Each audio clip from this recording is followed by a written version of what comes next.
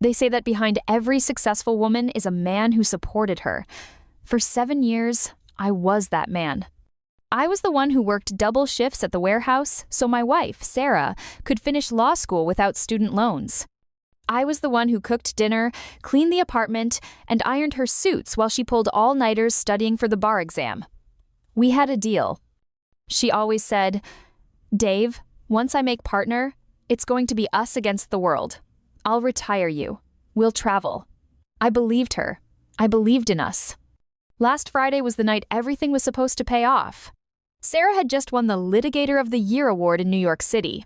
It was a huge deal. A black tie gala, champagne, the works. I had taken the day off work, bought a new tuxedo that I could barely afford, and booked a flight to surprise her. See? She had told me not to come. She said, "Dave, it's just a boring networking event. You'd hate it. Stay home, watch the game. I'll be back on Sunday." But I didn't want to stay home. I wanted to see her shine. I wanted to stand in the back and clap for the woman I helped build.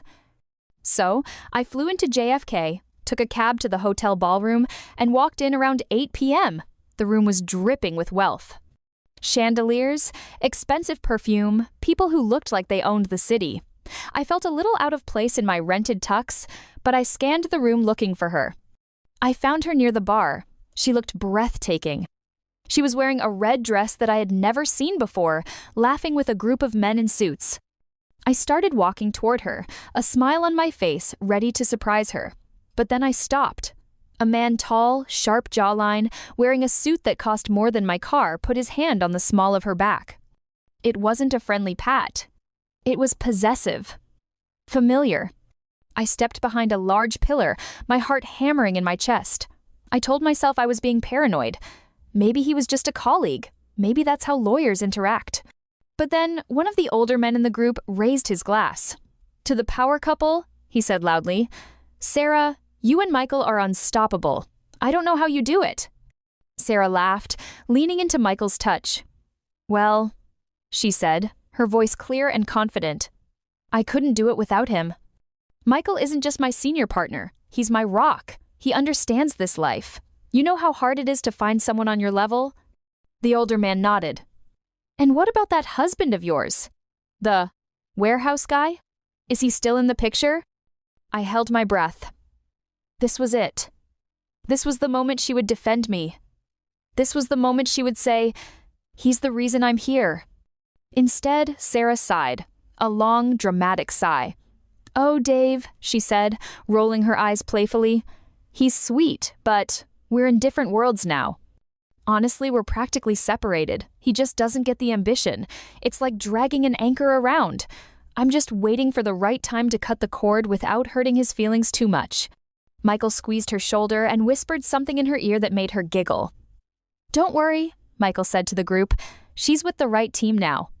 I stood there, frozen. The anchor. That's what I was. I wasn't her husband. I was a loose end she was waiting to tie up. All those double shifts, all those years of eating instant noodles so she could buy textbooks, all the nights I held her while she cried from stress, I wasn't her partner. I was her stepping stone. And she had already stepped off. I didn't storm over there. I didn't punch Michael. I didn't throw a drink in her face. I realized in that second that if I made a scene, I would just prove her right. I would just be the blue-collar embarrassment she was trying to hide. I reached into my pocket. I had brought a small velvet box with me. Inside was a diamond necklace, not a big one, but one I had saved for 6 months to buy as a congratulations gift. I walked over to the coat check attendant.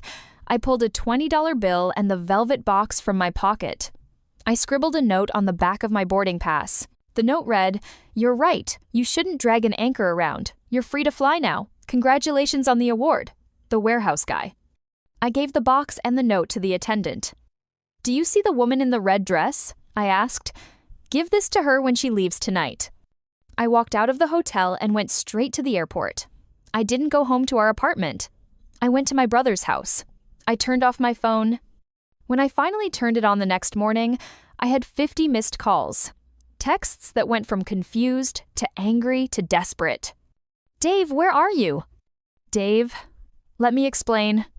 Dave, it was just business talk. You know how I have to act around them. Please come home. I never went back. I sent a mover to get my things while she was at work. I left the divorce papers on the kitchen counter, the same counter I used to clean every night while she studied. It's been a year since that night. Sarah made partner, I heard. But I also heard that Michael dumped her 3 months later for a younger associate. Apparently, power couples don't last when they're built on ego. As for me, I used the money I stopped spending on her to go back to school. I'm studying engineering now. I met someone new too. She's a teacher. She doesn't care about levels. She just cares about me. Sometimes I think back to that night in New York. It was the most painful night of my life, but I'm glad I went. If I hadn't gone, I would still be the anchor, weighing her down. Now, I'm the captain of my own ship, and the sailing is smooth,